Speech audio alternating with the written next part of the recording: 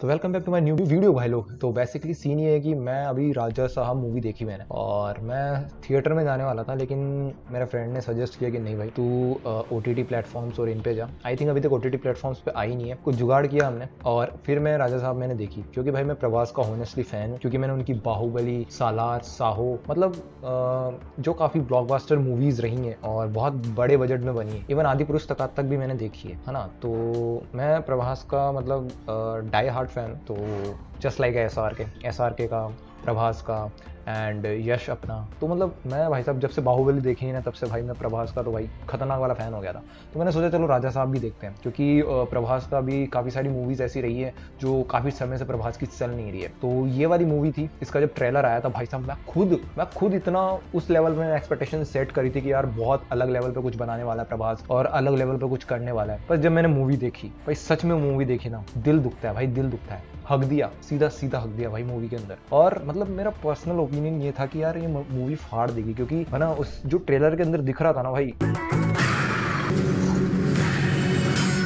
वो कोई चार मंदिर रटा हुआ मायावी फकीर नहीं है। जिस लेवल पे VFX हुआ था, जिस लेवल पे चीजें हो रही थी, मतलब भाई मैं सोच भी नहीं पा रहा था कि मतलब इस लेवल की एक्सपेक्टेशन से मैं यहाँ आऊंगा। एकदम लो भाई, इतनी लेवल की एक्सपेक्टेशन सेट करके यहाँ पे पटक दिया। मतलब इतना खराब एक्सपीरियंस था मेरा पर्सनल एक्सपीरियंस बता रहा हूँ मैं, किसी और के बारे में नहीं कह सकता, मेरा एक्सपीरियंस बता रहा हूँ, मेरे अकॉर्डिंग रिव्यू बता रहा हूँ। तो मतलब जो ट्रेलर और टीजर को देख के एक्सपेक्टेशन लगाई थी ना भाई, वो पूरी ऑडियंस की मतलब खराब ही हुई है। मतलब हाँ, फर्स्ट डे कलेक्शन इसका काफी सही था, मतलब ऑलमोस्ट 54 करोड़ के आसपास इसका फर्स्ट डे कलेक्शन था। सीधी सी बात है, जो प्रभास के फैंस हैं, जो उसके भाई साहब डाई हार्ट फैंस हैं, तो उन्होंने बुकिंग करी होगी, क्योंकि भाई प्रभास है, मूवी तो चलनी है, मतलब इतना तो सीधा सा बनता है भाई। फर्स्ट डे कलेक्शन तो ऑलमोस्ट 50 से 60-70 करोड़ तो बनता ही है कि फर्स्ट डे कलेक्शन करे। तो ऑलमोस्ट 54 करोड़ तो कलेक्शन करा था उसने मूवी ने, और 6 डे ऑलमोस्ट 6 डेज का कलेक्शन वर्ल्ड वाइड गया है कितना, 140 करोड़। और इंडिया का कलेक्शन कितना है, ऑलमोस्ट 124-125 करोड़ के आसपास इंडिया में उसका कलेक्शन है। तो मतलब धीरे धीरे इसकी ग्रोथ कम हुई है, और इस मूवी का जो बजट है ऑलमोस्ट 400 करोड़ के आसपास मूवी का बजट है, और अभी तक मूवी का बजट का 30% भी रिकवर नहीं हुआ है मुश्किल से। तो मतलब कॉमर्शियल लेवल पे तो फिल्म ऑलमोस्ट अनसक्सेसफुली लग रही है मेरे को। पर सच बताऊं ना भाई, मैंने जब मूवी देखी, जब उसका जो स्टोरी प्लॉट है, मतलब स्टोरी काफी अच्छी है, उसको बहुत ही बेटर तरीके से स्क्रीन प्ले पे उतार सकते थे, बहुत ही बेटर वे से प्रेजेंट भी कर सकते थे। स्टोरी काफी यूनिक है और मतलब काफी बढ़िया स्टोरी है, लेकिन जो प्रेजेंट करने का तरीका था ना भाई, वो कहीं ना कहीं मेरे को लगता है कि मिसलीड कर गया डायरेक्टर और जो और भी प्रोड्यूसर्स, डायरेक्टर जिन्होंने भी मूवी डायरेक्ट करी है, या फिर एडिटिंग में कुछ ऐसा हुआ है। क्योंकि मतलब स्टोरी कहाँ से कहाँ पे लेके जा रहे हैं, क्या सीन है, होता क्या है बेसिकली इस मूवी के अंदर ये रहता है कि प्रभास की जो दादी रहती है, वो बेसिकली अपने हस्बैंड को ढूंढ रही होती है, मतलब प्रभास के दादा को ढूंढ रही होती है काफी लॉन्ग टाइम से, और वो राजा महाराजाओं के टाइम के रहते हैं। और उनकी जो दादी जी होती है गंगा देवी, तो वो एक महारानी होती हैं। और तो प्रभास जिंदगी भर अपने दादा को ढूंढता है और उसको दादा नहीं मिलते, और उसकी दादी की मेंटली कंडीशन थोड़ी वीक हो जाती है। मूवी के अंदर यही सब प्लॉट होता है, और धीरे धीरे जैसे जैसे कहानी आगे बढ़ती है, तो उसको ग्लू मिलता है कि भाई उसके दादा को एक जगह पे देखा गया है, तो वो वहां पे जाता है अपने दादा को ढूंढने के लिए, और वहां पे तहकीकात करता है, और फिर उनको ढूंढने में लग जाता है कि उसके दादा कहाँ हैं, ताकि वो अपनी दादी को थोड़ा सा खुश कर पाए, और ताकि वो अपनी मेंटल सिचुएशन से थोड़ी सी बाहर आए। तो ये कहानी का प्लॉट रहता है, और फिर कहानी आगे धीरे धीरे बढ़ती है और चेंज होती है। और जैसे जैसे कहानी आगे बढ़ती है, तो सीन ये होता है कि जो और कैरेक्टर्स होते हैं कहानी के अंदर, वो इन्वॉल्व होना चालू होते हैं, और वो बताते हैं प्रभास को कि तुम्हारे दादा किस लेवल के तांत्रिक थे, काला जादू करते थे, ये करते थे एंड ऑल, और उन्होंने तुम्हारी दादी को इस मेंटल कंडीशन में डाला था, है ना, उनकी धन दौलत हड़प ली थी, क्योंकि उसको केवल पैसे से मतलब होता था, उसको परिवार एंड ऑल इस ये कुछ नहीं चाहिए था। तो ये धीरे धीरे सिचुएशन चलती है। फिर वो बोलता है कि एक मतलब हवेली रहती है जहाँ पे उसको पता चलता है वहाँ पे उसकी दादा रहते हैं, या कुछ ऐसा कॉन्सेप्ट रहता है। तो वो वहाँ पे जाता है, फिर वहाँ पे हवेली में जाने के बाद में उसको पता चलता है कि उसके दादा का भूत भटक रहा है। दादाजी, चलो मैं बताऊं। पागल हो गया है क्या?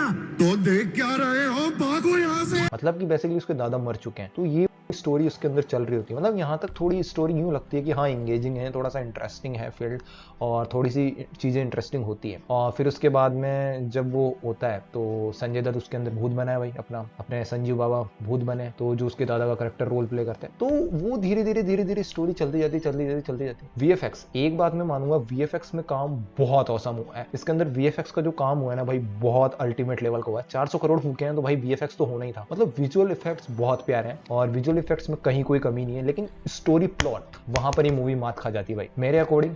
बहुत बेटर रिप्रेजेंटेशन और हो सकता था, क्योंकि है ना, ऑडियंस को समझ में ही नहीं आएगा कि चल क्या रहा है। जब वो भूत बंगले के अंदर जाता है तो प्रभास की कॉमिक टाइमिंग एक नंबर की घटिया, एक नंबर की घटिया कॉमिक टाइमिंग भाई। मतलब ऐसा लग रहा है कि वो ओवर एक्ट कर रहा है। हो सकता है हिंदी डबिंग के कारण ऐसा हो, क्योंकि मैंने हिंदी में देखी है, तो हिंदी डबिंग के कारण ऐसा हो सकता है। पर भाई करेक्ट ट्राई कर रहा है तुम्हें हंसाने, ओवर एक्ट करके, है ना।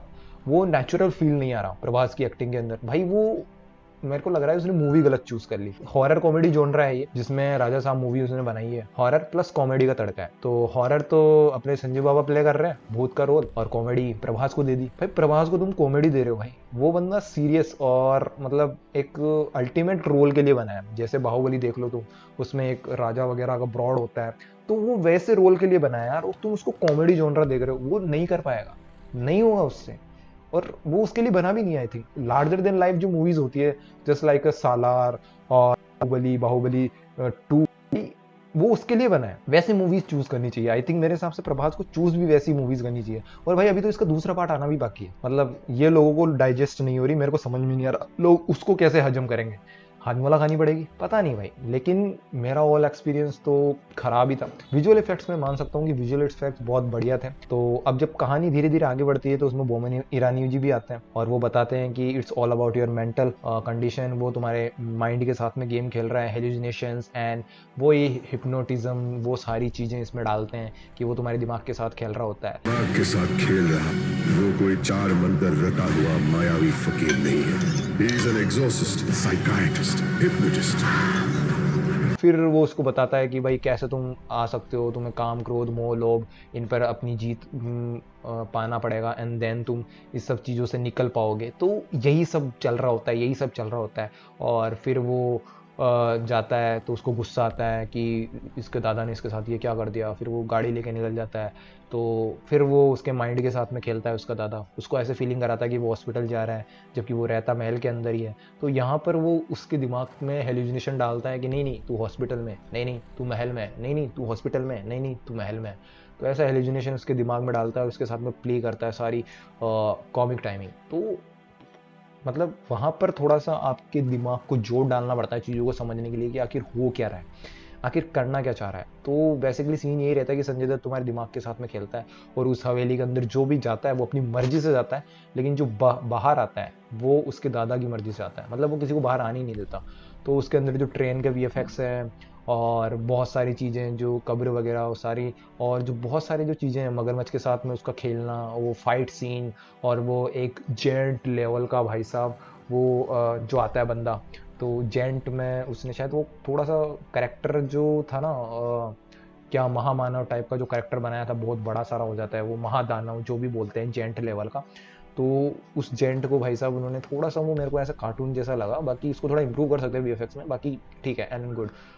आदि पुरुष से तो लाख गुना बेटर था उसका, लाख गुना बेटर है भाई आदि पुरुष से, और बजट भी कमी है आदि पुरुष से। तो मतलब वीएफएक्स के मामले में A1 है। बाकी स्टोरी और कॉन्सेप्ट के हिसाब से मुझे नहीं लगता ये मूवी देखनी चाहिए, हॉनेस्टली मुझे नहीं लगता। बाकी अगर तुम प्रभास के डाई हार्ट फैन हो तो जा सकते हो, और तुम बता सकते हो कि यार मतलब तुम्हें मेरा मूवी रिव्यू कैसा लगा, क्योंकि मैंने 1 या 2 मूवी रिव्यूज़ दिए अभी तक, मेरे को कोई आइडिया नहीं है कैसे देते हैं क्या करते हैं, बट आई एम ट्राइंग। तो मेरा जो एक्सपीरियंस था मैंने तुम्हें उसके हिसाब से बताया। बाकी तुम्हें मूवी अच्छी लगी हो ख़राब लगी हो, इट्स योर पर्सनल चॉइस। तो काफ़ी सारी ऑडियंस का मतलब मिक्स रिएक्शन रहा है कि कुछ लोगों का कहना है कि मूवी अच्छी थी, कुछ का नहीं है भाई, नहीं स्टोरी अच्छी नहीं है, कुछ भी बना दिया, कहीं से भी कुछ भी उठा के बना दिया। तो ऐसा स्टोरी का थोड़ा सा लेके थोड़ा सा डिबेट है। तुम्हें क्या लगता है ना, तुम लोगों को क्या लगता है कि काफ़ी अच्छी खासी स्टोरी थी, या इसको और बेटर बना सकते थे, या क्या रहा था? मतलब तुम्हारा भी ओपिनियन जानना चाहता हूँ, तो कमेंट सेक्शन में कमेंट करो यार, और बाकी सब चीज़ें मैं डालता रहूँगा इसके ऊपर। तो यही पूरी स्टोरी है। तो तुम जा सकते हो थिएटर में, अगर तुम अगर प्रभास के फैन हो ना, जा सकते हो। बाकी के हिसाब से तो यार अगर तुम कंटेंट वाइज जाओ ना तो भाई पैसा खराब ही होना है तुम्हारा, है ना, ऑनेस्टली बता रहा हूँ। तो प्रभास के हिसाब से जाओ तो वेल एंड गुड है, बाकी तो इट्स योर चॉइस। तो बस यार, अगर तुम्हें वीडियो पसंद आया तो लाइक कमेंट शेयर सब्सक्राइब। ऐसे वीडियोस अगर तुम्हें और चाहिए इस चैनल पे तो कमेंट करो और बताओ, थोड़ा सा फीडबैक दो, हम भी थोड़ा इंप्रूव करें और तुम्हारे साथ और बेटर वे में चीज़ें प्रेजेंट कर पाएँ। तो ओके, मिलता हूँ मैं तुमसे नेक्स्ट वीडियो में। पसंद आए तो लाइक शेयर कमेंट यार, है ना।